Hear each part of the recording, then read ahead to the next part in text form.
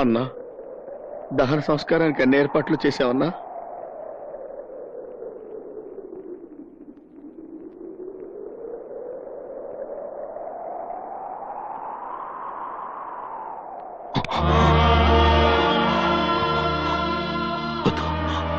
నా భారతి కళ్ళు పోయేద్దు.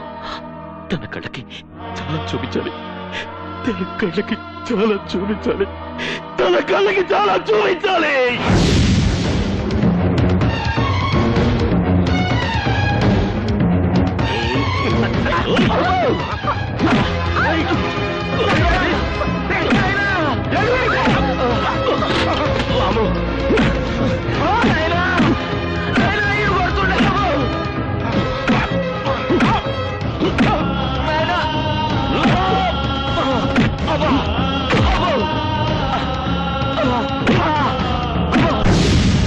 Okay, evening కలుద్దాం.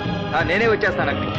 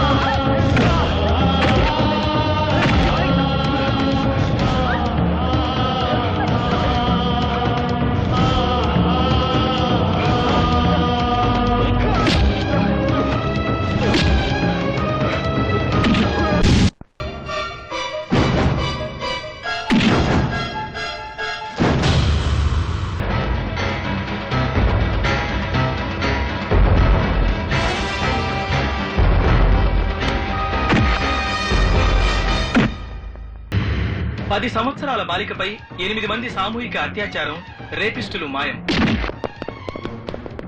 ఆఫీసుల్లో ఆడవాళ్లపై అత్యాచారాలు చేస్తున్న 18 మంది మగబాసులు పలుచోట్ల కిడ్నాప్లకు గురయ్యారు. విద్యార్థులను ర్యాగింగ్ చేస్తున్న 26 మంది విద్యార్థులు అదృశ్యమయ్యారు.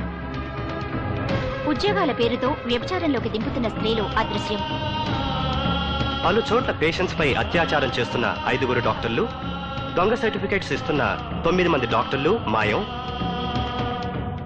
దీంతో రాష్ట్రం నలుమూల నుంచి కిడ్నాప్ అయిన వారి సంఖ్య 1014కు చేరుకుంది.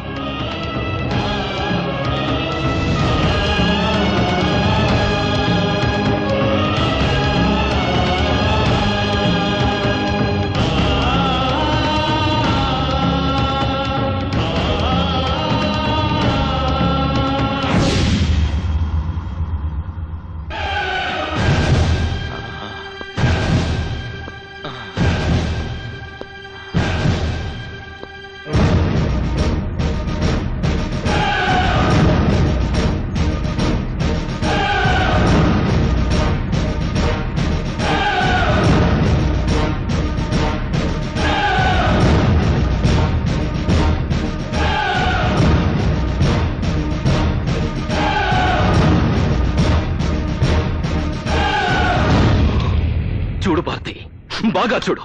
ఈ సమాజంలో ఆడదానికి అన్యాయం చేస్తున్న అందరినీ లాక్కొచ్చాను. ఆకు రౌడీల నుంచి అధికారుల వరకు అందరినీ, మున్సిపాలిటీ వాళ్ళు కుక్కల్ని పట్టుకుని లాక్కొచ్చాను. చూడు భారతి, బాగా చూడు. చూడు భారతి. గాంధీ, ఇది చాలా అన్యాయం. నీ భార్య చనిపోవడానికి కారణం వాళ్ళ 5. నీకు మేమేం చేసామని మమ్మల్ని ఇక్కడ తీసుకొచ్చావు? చూసావా భారతి, చూసావా వీడెంత పిచ్చి ప్రశ్న వేశాడో? వాడేం చేయలేదంట. కొత్త అమాయకుడు. ఎంత అమాయకుడు అంటే వాడి దగ్గరికి ఒంట్లో బాగలేదని వచ్చే ఆడ పేషెంట్లకి మత్తు మందిచ్చి అనుభవించేంత అమాయకుడు. పాపం, ఈ డాక్టర్లు కూడా అమాయకులే. 4 ఏళ్ల పిల్లని రేప్ చేసినా వీళ్ళకి తప్పు అనిపించదు, జాలనిపించదు. పైగా రేప్ చేసిన వాళ్ళకి మగతనం లేదని దొంగ సర్టిఫికెట్లు ఇస్తారు, డబ్బులు తీసుకుని. చూడు భారతి, చూడు. వీళ్ళందరూ పేరు మోసిన న్యాయవాదులు. ఇప్పటికి వీడు 68 వరకట్నపు చావుల్ని బాధించాడు. ప్రతి కేసులోనూ భార్య గ్యాస్ లీక్ అయి చచ్చిపోయిందని, స్టవ్ పేలి కాలిపోయిందని ప్రూవ్ చేశాడే తప్ప భర్తలు కాల్చి చంపారని ఎప్పుడూ ప్రూవ్ చేయలేదు. అంత గొప్ప లాయరు వీడున్నాడే. వీడు 25 రేప్ కేసులు బాధించాడు. రేప్ చేసిన ఎవరికీ శిక్ష పడకుండా చేశాడు. అన్యాయం అంటూ ఏడ్చిన ఆడబడని గుచ్చి గుచ్చి ప్రశ్నలేసి మరింత రేప్ చేశాడు. వీళ్ళు మహా గొప్ప లాయర్లు. రక్షించాల్సిన వాళ్ళని శిక్షిస్తారు, శిక్షించాల్సిన వాళ్ళని రక్షిస్తారు. కోర్టులో న్యాయదేవత మట్టి బొమ్మ అయిపోయింది కాబట్టి వదిలేశారు. లేకపోతే ఆమె కంటి మీద గుడ్డని కూడా మిగిల్చేవాళ్ళు కారు. అంత గొప్ప లాయర్లు.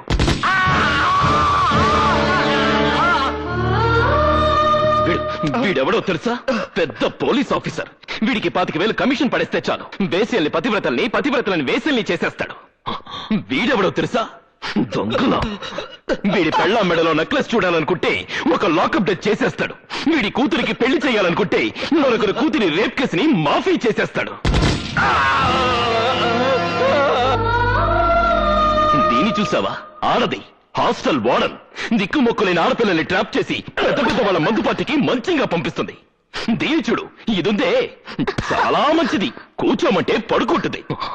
వీళ్ళని చూడు, 10 ఏళ్ల పిల్లలు, పేద పిల్లలు అన్న కనికరం కూడా లేకుండా ఉద్యోగాలు ఇప్పిస్తామని నమ్మించి బలవంతంగా వ్యభిచారంలోకి దింపుతున్న పతివ్రతలు. సాటి స్త్రీ అన్న జాలి కూడా ఉండదు వీళ్ళకి. వీళ్ళని చూసావా? వీళ్ళందరూ గొప్ప కాలేజ్ స్టూడెంట్స్. కాలేజీకి వచ్చే ప్రతి అమ్మాయిని నీ కొలతలెంత, ఏ కంపెనీ బ్రా వాడతావని ర్యాగింగ్ చేస్తారు. వీళ్ళ చిత్రహింసలు భరించలేక 14 మంది అమ్మాయిలు ఆత్మహత్యలు చేసుకున్నారు. అయినా వీళ్ళ ర్యాగింగ్ మానరు. వీళ్ళున్నారే, కట్నం కోసం పెళ్లాల రక్తాలు తాగే పిశాచాలు. పెళ్లాన్ని పెట్రోల్ పోసి తగలబెడితే డబ్బు ఎక్కువ అవుతుందని కిరోసిన్ పోసి కాల్చి చంపే పిసినాలి మొగుళ్ళు. వీడున్నాడే, చాలా చిన్నపిల్లాడు. 24 ఏళ్లు. 2 నెలలకోసారి ఊరు మారుస్తాడు. ఊరితో పాటు పేరు మారుస్తాడు. పేరుతో పాటు పెళ్ళాన్ని కూడా మారుస్తాడు. ఇప్పటి వరకు 5 పెళ్ళాన్ని హతమార్చాడు. వీళ్ళంతా బ్యూరోక్రాట్స్. ఉద్యోగం కోసం ఆడపిల్ల అప్లికేషన్ పెడితే చాలు చొంగ కార్ చేసుకుంటారు. భారతి, వీళ్ళందరూ లంచంగా ఆడవాళ్ళ దగ్గర డబ్బులు తీసుకోరు. మంచం మీదకి వస్తే సరిపోతుందంటారు. పడుకుంటే పడుకోపోతే పనిష్మెంట్స్.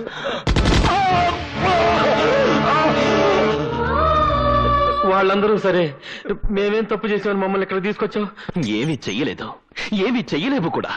ఎరా, నీ పెళ్ళాన్ని తీసుకుని సినిమాకి వెళ్ళొస్తుంటే దానిలో 2 రౌడీలు అటాక్ చేస్తే ఏం చేసావురా? పిరికితనంతో పెళ్ళాన్ని వదిలేసి పారిపోయావు.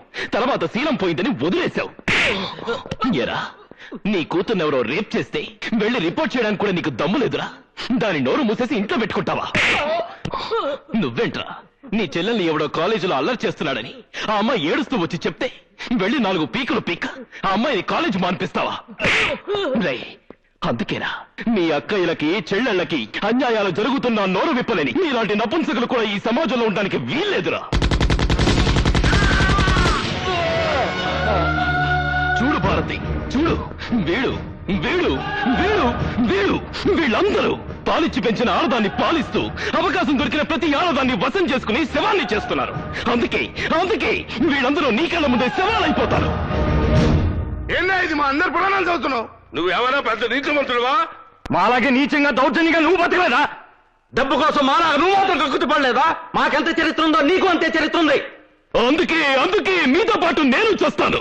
నిన్నటిదాకా మానవత్వం లేకుండా బ్రతికాను. ఇవాళ మానవ పంపున మిమ్మల్ని చంపి నేను చేస్తాను. చూడండి.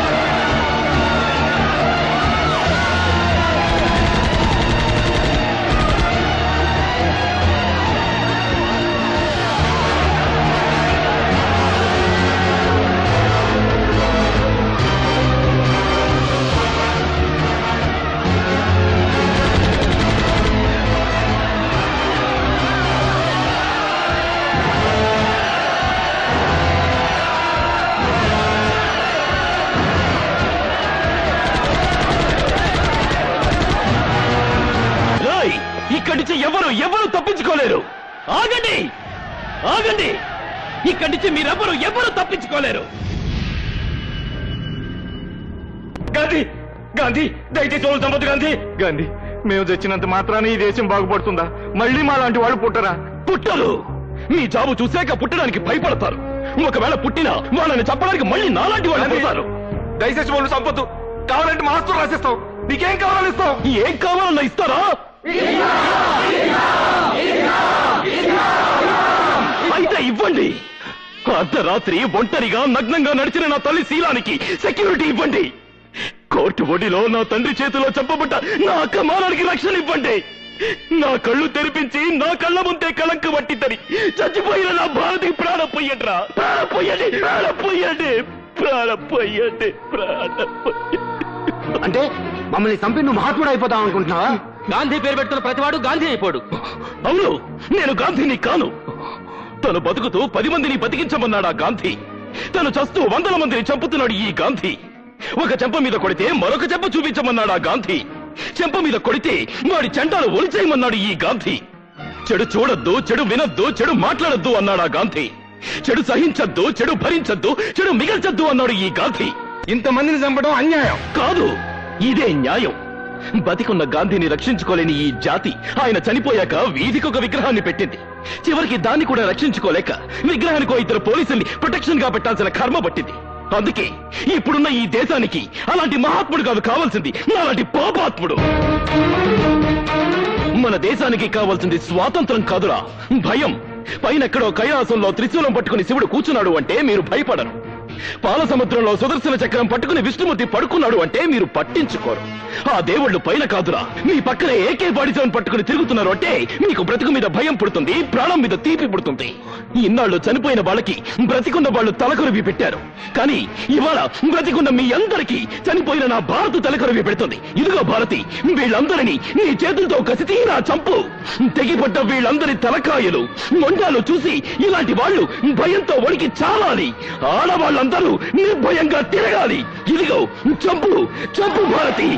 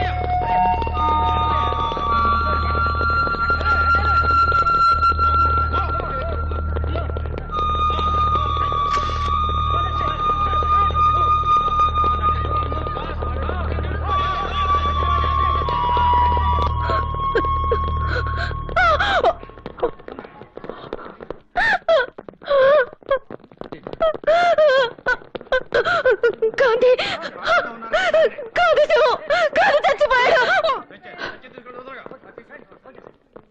గాంధీ చావలేదు, గాంధీకి చావు లేదు. గాంధీ చచ్చిపోయాడంటే స్త్రీకి మళ్ళీ అన్యాయం జరుగుతుంది. గాంధీ బ్రతికే ఉన్నాడు, బ్రతికే ఉండాలి.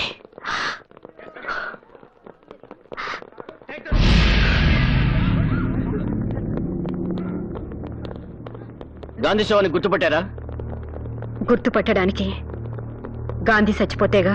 అంటే రాత్రి తప్పించుకున్నాడు. తప్పించుకున్నాడా? ఎక్కడుంటాడు? ఎక్కడ అన్యాయం జరిగితే అక్కడ.